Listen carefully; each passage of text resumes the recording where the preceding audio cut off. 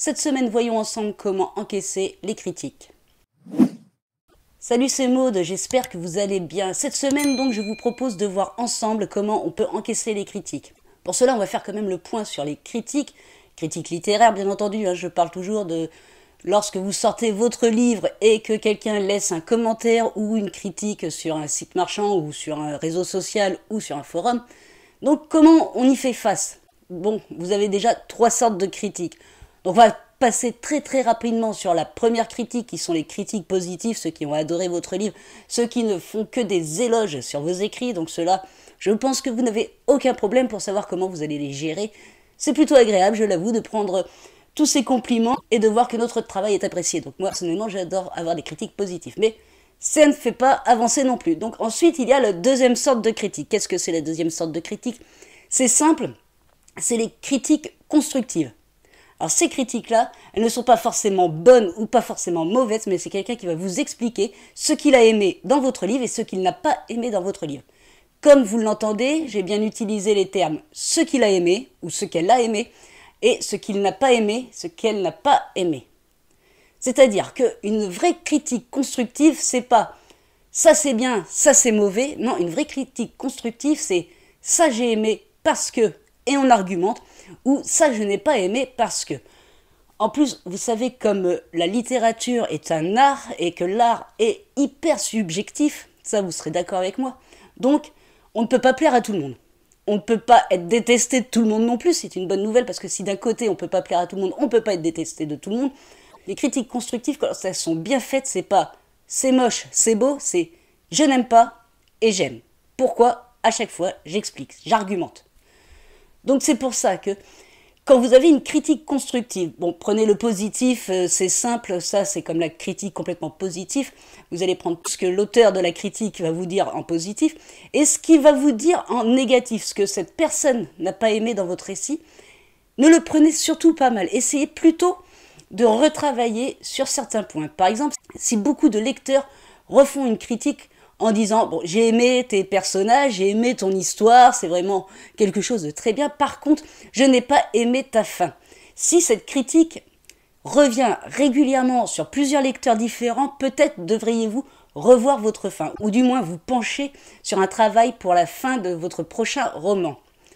Donc voilà, les critiques constructives, c'est toujours intéressant quand même. Essayez surtout de bien les prendre. Franchement, si elles sont bien faites, vous n'avez pas à vous en vexer, vous ne devez pas vous blesser des termes utilisés. Des fois, ça peut être un peu maladroit. Ça, il faut l'accorder aussi à l'auteur de la critique. Cependant, si elle est bien faite et bien construite, argumentée pour le j'aime et le je n'aime pas, là, vous n'avez aucune raison de le prendre mal. Essayez même de pouvoir les utiliser pour pouvoir vous améliorer dans votre travail d'écrivain.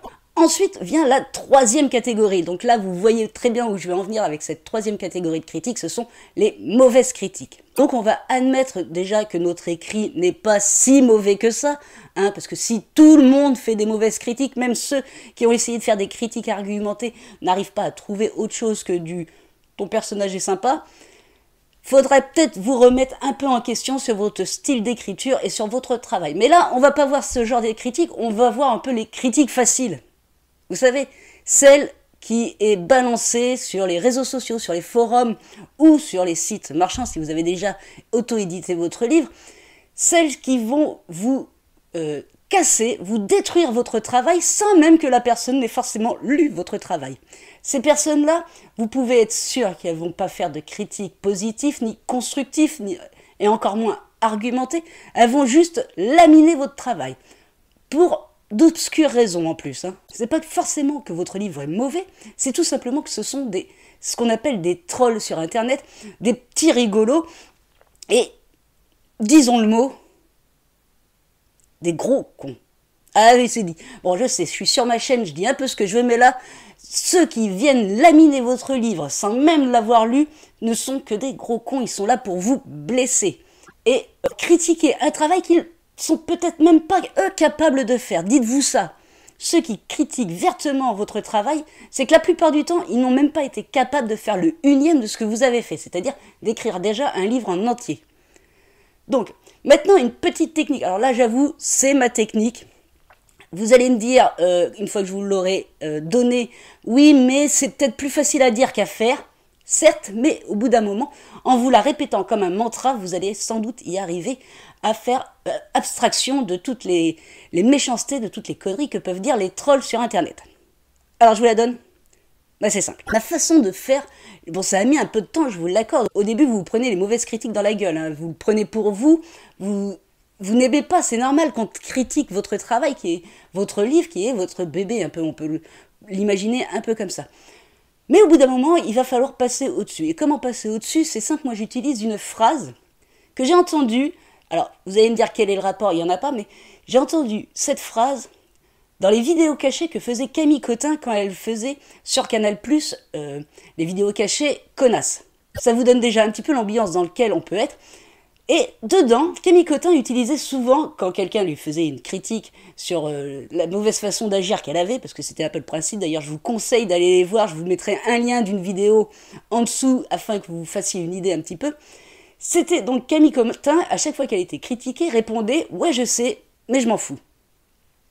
Et cette phrase, j'avoue que cette phrase, une fois qu'on en a fait son mantra, une fois qu'on en a fait un peu sa manière de voir les critiques, elle va finir par vous aider à passer au-dessus des mauvaises critiques. Franchement, au bout d'un moment, quand vous vous dites à chaque fois que vous voyez une mauvaise critique, ouais, je sais, mais je m'en fous, eh ben, vous allez finir par, ça va vous passer au-dessus de la tête, mais royalement.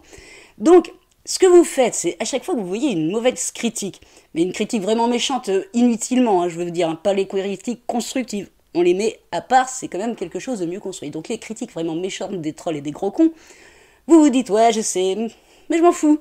Et hop, si vous avez la possibilité, si c'est sur votre site internet, votre blog, votre page Facebook ou votre chaîne YouTube, vous virez le commentaire. C'est pas la peine que les autres voient ceci, parce que de toute façon, ça ne leur apportera rien. En plus, ça peut créer une sorte de conflit au niveau des personnes qui vont vous suivre et vous soutenir, ce qui est toujours très agréable pour votre ego, mais c'est pas non plus ce que vous recherchez pour votre livre. Comme publicité, il y a quand même mieux que des conflits.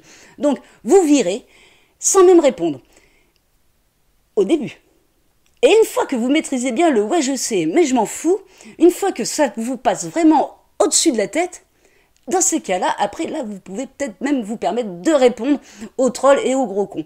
Mais d'une façon subtile, raffinée, et comme vous savez bien le faire, d'une façon très bien écrite. Donc, tournez vos phrases de bonne façon, un peu humoristique, quelque peu cynique, mais pas trop, de manière à ce que ceux qui vous soutiennent voient que vous pouvez répondre, que ceci vous passe carrément au-dessus, et qu'en plus, vous avez de l'humour. Donc voilà, je vous répète mon mantra que je me suis répété pendant des années pour essayer de faire en sorte que les mauvaises critiques me passent au-dessus de la tête, c'est « oui, je sais, mais je m'en fous ». Et du coup, vous verrez que tout vous passera à la tête. Vous pouvez même utiliser ce mantra pour d'autres raisons dans votre vie privée. C'est pas forcément que lié à la littérature, bien entendu. Donc voilà ce que je pouvais vous dire pour le tuto de cette semaine. Je vous retrouve la semaine prochaine pour un nouveau tutoriel. En attendant, si vous avez envie de vous abonner, n'hésitez pas, faites-le, ça fera un énorme plaisir. Moi, je vous souhaite une bonne écriture à toutes et à tous, et prenez soin de vous.